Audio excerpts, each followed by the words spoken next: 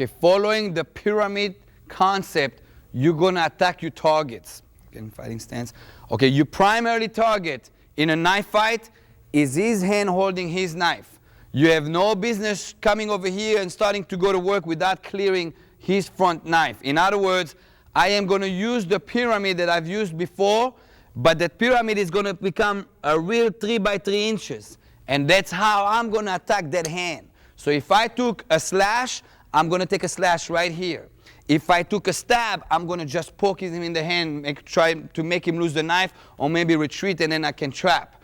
Or I can work in combination, slash and stab. Okay, and then what we'll do is you start adjusting the targets as you engage. All right, so your first target is the hand.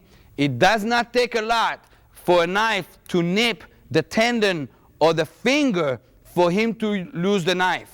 The only people who will keep the knife after you nip them or either stab them in the tendons here are people that are under the influence of either alcohol or drug that they can't feel it.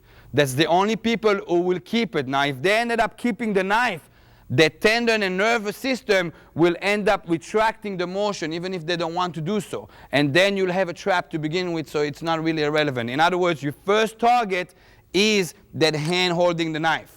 Secondary target will be the mobility. Mobility is the tendon right here, or the tendon on the inside. In other words, I'm going to try to use that pyramid into a slash right here. If I cut him on the tendon here, and he tries to move towards me, he's going to collapse this way. In other words, I took his mobility out. If I collect his tendon on the inside with across the pyramid this way, he's going to collapse this way. In other words, I took his mobility out of that.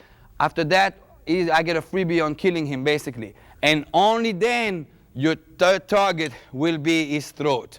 And the same thing happens here. I put like a little pyramid as a target. If I'm stabbing, I'm coming stab here. If I'm slashing, I'm slashing here. If I'm stabbing and slashing, it'll be one coming in, hooking, and slashing down. So my pyramids are starting to be on his body. Primary target, the hand. Secondary target, the mobility.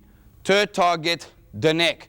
Those are primary target. Then you have what I call secondary target. In other words, targets that are there for management of the fight, not as objectives. There will be his forearms, cutting his forearms. I cut his forearms, I'm not going to terminate him or incapacitate him. It's just going to help me with the management of the fight. Cutting his legs, not the tendons, his legs. Cutting his abdominals, cutting his shoulder. Those are secondary targets that if you ended up taking it in the process as a transition, that's okay too.